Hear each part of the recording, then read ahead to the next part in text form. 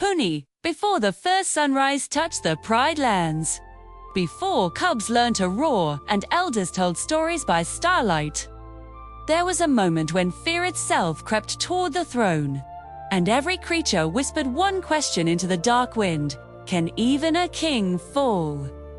The sky was black with storm clouds when a young lion climbed the edge of a cliff, not yet crowned, not yet tested, carrying nothing but courage and a promise to protect those who believed in him. That lion was Mufasa, and the night he chose to stand instead of run became the night legends were born. Lightning flashed, revealing enemies gathering beyond the borders. Whispers of betrayal from within, hunger stalking the herds, and doubt haunting the heart of every loyal friend. The Pride lands were breaking before he ever wore the crown. Elders warned him to hide. Warriors begged him to strike first. Some said leave the throne to another. But Mufasa listened to the wind, to the quiet voices of those who could not fight. And he understood a truth that no lesson had taught him. A king does not rise because he is fearless. A king rises because he refuses to let fear decide for him. He walked into the storm to meet those who threatened his people. He did not roar first. He spoke first. He promised peace before war, mercy before punishment, unity before pride. Some enemies laughed, some turned away, but some listened, and that small victory became the first stone in a kingdom built on honor. Days later, hunger came, rivers shrank, herds vanished. Mothers cried for cubs. Warriors demanded raids against neighbors. But Mufasa stood firm. He led scouts to distant lands, negotiated safe passage, shared what little they had, and reminded his pride that survival built on cruelty always ends in ruin. Creatures who once feared lions now trusted him. Alliances formed. Food returned. Hope grew. Never night under the stars, Mufasa learned that strength is not measured by claws, but by patience. Yet shadows remained. In secret places, jealousy burned. Among those closest to him walked a lion who believed the throne was his by right, not earned by sacrifice. Scar watched Mufasa's victories and smiled with quiet hatred. He spread rumors that Mufasa was soft, that mercy was weakness. Thou one day, enemies would strike while the king talked of peace. Doubt crept through the pride like poison. Friends argued. Gods hesitated. Even Mufasa wondered if kindness was a mistake. But one night, a fire swept through the grasslands, trapping cubs between flames and cliffs. Warriors froze. Smoke blinded them. Mufasa ran alone into the fire, Thor. When the fire died, the cubs lived, and the pride saw the truth. Mercy is not weakness, but it saves lives. Mufasa finally wore the crown, not because he claimed it, but because every heart already trusted him. Years passed. A cub was born who would one day carry his legacy. A playful prince who chased butterflies and dreamed of being brave. Mufasa showed him the borders, the watering holes, the hidden paths where danger might rise. He told him stories of courage and failure, of mistakes made and lessons learned. He wanted his son to know that even legends stumble, but they stand again. Then came the darkest test. Enemies gathered once more, stronger, crueler, fueled by lies. Scars, whispers had reached them. They attacked from shadows. Mufasa fought beside his warriors, not behind them. He protected the weakest first. He refused to abandon wounded allies. He held the line until dawn, and when sunlight rose, the invaders fled. The pride cheered, but Mufasa knew the truth. Victory without humility becomes pride, and pride becomes downfall. So he honored the fallen, comforted the grieving, and rebuilt what war destroyed. In quiet nights, he looked at the stars and spoke to ancestors, asking if he had done enough. The wind answered with silence, and he realized kings never know if they are enough. They only keep trying. As Simba grew older, Mufasa prepared him for the throne. He taught him courage without cruelty, confidence without arrogance, strength without hatred. He warned him about envy, about lies, about those who smile while plotting.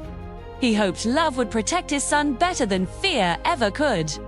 Still, through storms and betrayals and endless trials, the Pride Lands stood because their king never fell.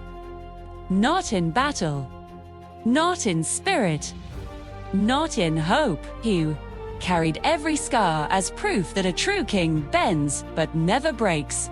And every creature who saw him understood that greatness is not about power, but about standing tall when the world tries to make you kneel. The night before the greatest tragedy, Mufasa watched the stars with Simba sleeping beside him. He did not know what fate planned. He only knew that love made every risk worth taking.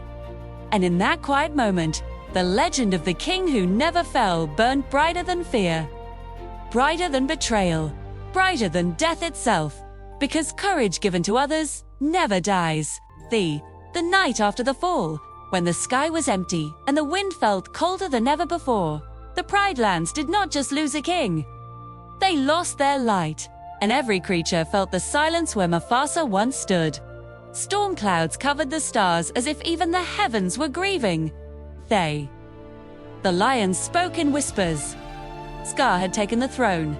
Fear replaced trust almost overnight. Hunting became reckless.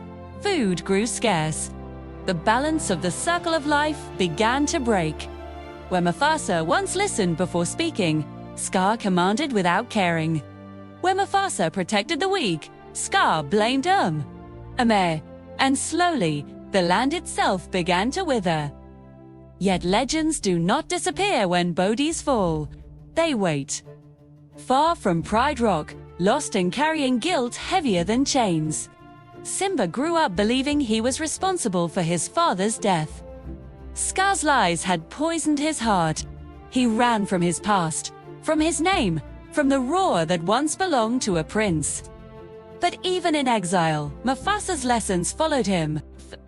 In moments of fear, he remembered courage. In moments of selfishness, he remembered responsibility. In moments of doubt, he remembered his father's steady voice teaching him that a king's strength comes from serving others. Back in the Pride Lands, suffering deepened. Hyenas overran the territory. Water dried up. The lionesses hunted without rest. Some began to question if they had made a mistake by staying silent. They remembered Mufasa running into fire to save cubs. They remembered his calm during drought. They remembered how he stood at the edge of Pride Rock, not as a ruler above them, but as a guardian among them. One night, as thunder rolled across distant hills, Simba looked up at the sky. Clouds moved aside. Stars burned bright, and, in that shimmering light, he saw his father, not as a memory, but as a presence stronger than fear. Mufasa's voice did not accuse. It did not blame. It reminded, "Remember who you are."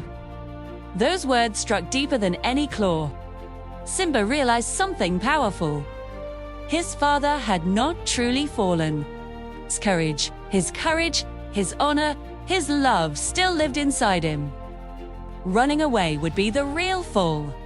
Standing up would be the true inheritance. So Simba returned. When he stepped onto the broken land, he saw what fear had done.